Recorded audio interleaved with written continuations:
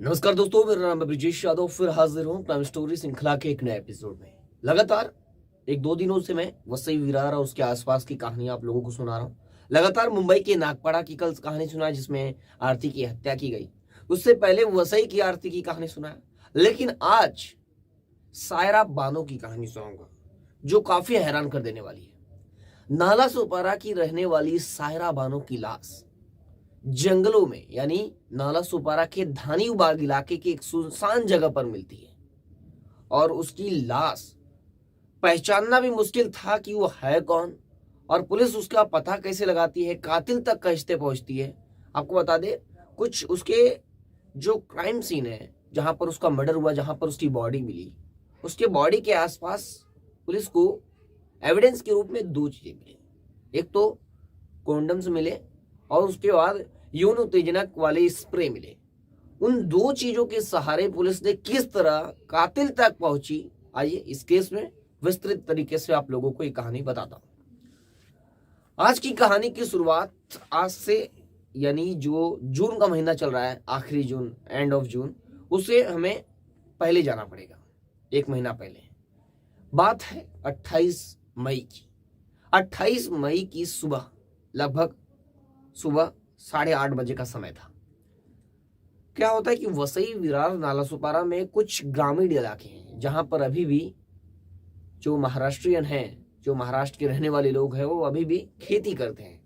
तो धानियों बाग के हरवटे पाड़ा में भी पहाड़ी है, कुछ लोग अपना खेती या जीविका चलाने के लिए करते हैं।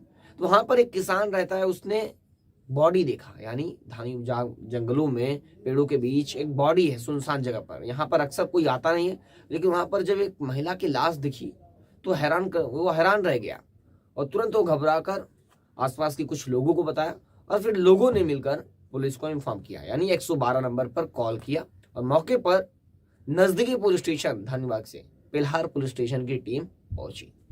पिल्हार पुलिस स्टेशन की जब पूरी टीम वहां पर पहुंची तो पुलिस ने बॉडी को देखकर ही पुलिस को पता चल गया कि ये बॉडी यानी मर्डर किया गया है। यहाँ पर ये मर्डर करके इसे मारा गया है। पुलिस को बॉडी देखकर ही पता चल गया, क्योंकि बॉडी के ऊपर चाकू से कई वार के निशान थे, पेट से खून बह रहा था, यानी पता चल गया था कि इसका मर्डर किया गया है चाकू घोंपकर।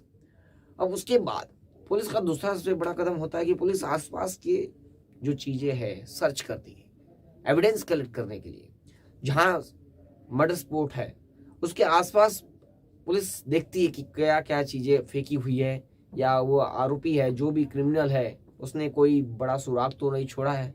तो पुलिस जब आसपास सर्च मारती है तो दिखता है कि कुछ कॉन्डम्स मिलते हैं और उसके बाद एक स्प्रे मिलता है, जो यौन उत्तेजनक वाला स्प्रे है वो मिलता है। ये दो चीजें एविडेंस के रूप में पुलिस कलेक्ट कर लेती है और अपने पास सहयोग कर रख लेती है। उसके बाद पुलिस बॉडी को कब्जे में लेकर पोस्टमार्टम के लिए भेज देती है। लेकिन पुलिस बॉडी को अपने कब्जे में लेने से पहले पुलिस ये ध्यान देती है कि जो महिला है लगभग 35 से 40 साल की उम्र की लग रही है और उसके बाद उसके चेहरे पर हिजाब भी है, यानी हिजाब भी पहनी है। तो ये पता चल गया था कि ये मुस्लिम समाज की महिला है और 35 से 40 साल की है।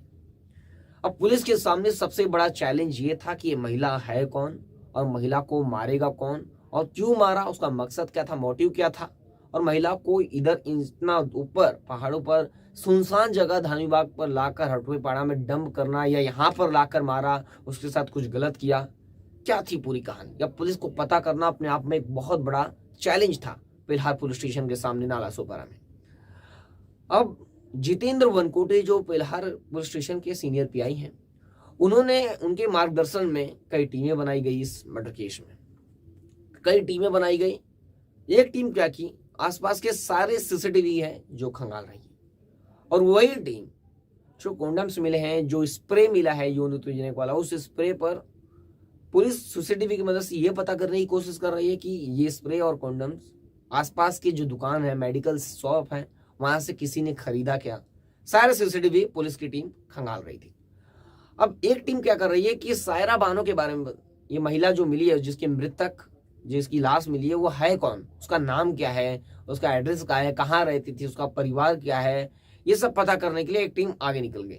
लेकिन पुलिस की टीम आगे निकलने से पहले पुलिस जो है काफी अनुभवी है, तो पुलिस पहले ये सोच लेती है कि ये जो मुस्लिम महिला है वो मुस्लिम जो जहाँ इलाके हैं वहीं पर से गायब हुई होगी।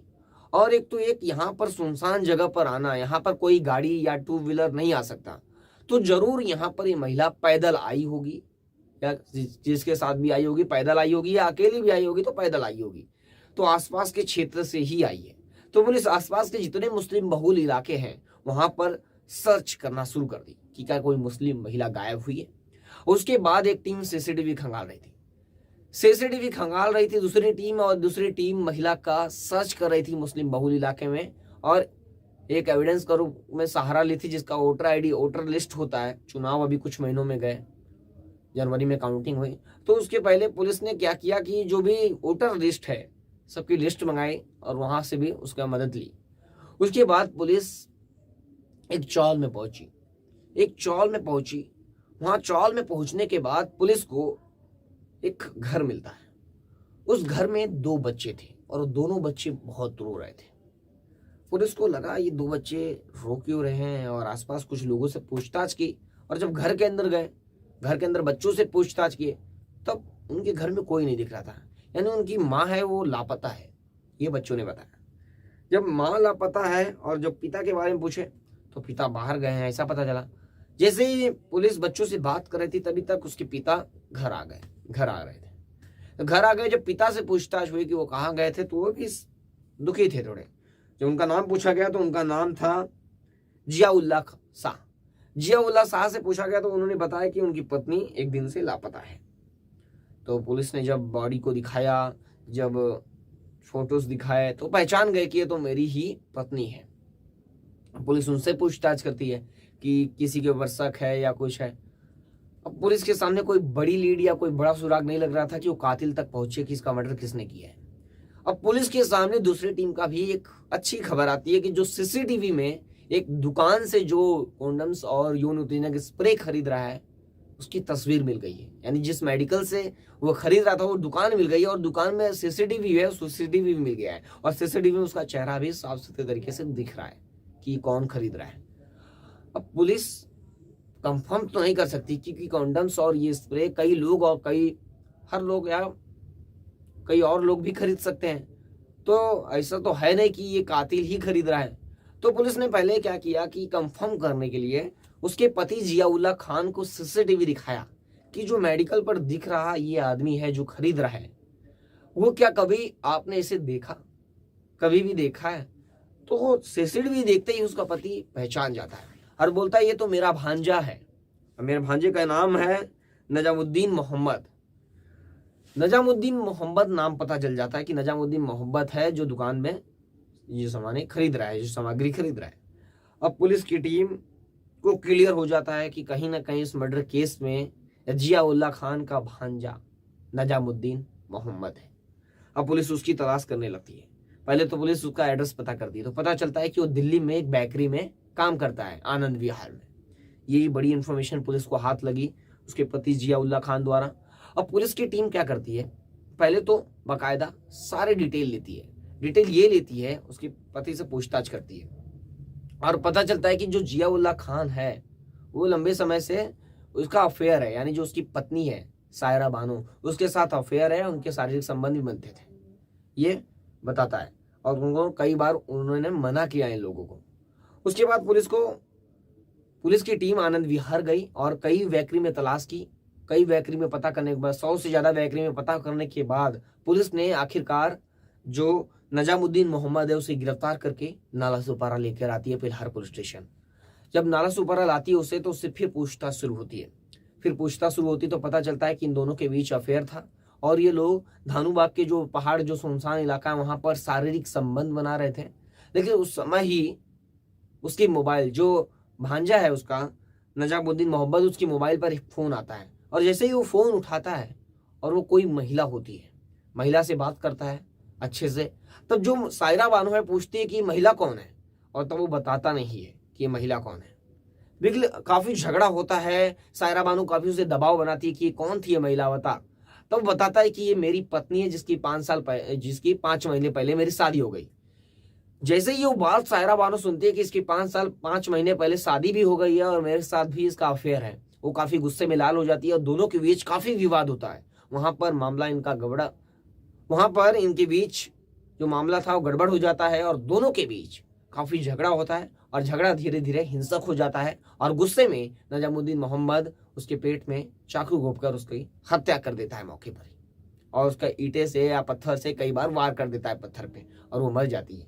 और उसके बाद तुरंत वो भागकर दिल्ली के लिए ट्रेन पकड़ लेता है, वहां से फरार हो जाता है। ये घटना है। सोचिए, जो भांजा था उसका मामी के साथ अफेयर था।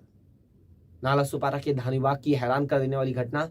जितेंद्र वनकोड़ी के मार्गदर्शन में वो पेल्हार पुलिस स्टेशन की टीम ने इस केस को सुलझाया सिर्फ 72 घंटे के अंदर, मात्र 2 चीजों के दम पर।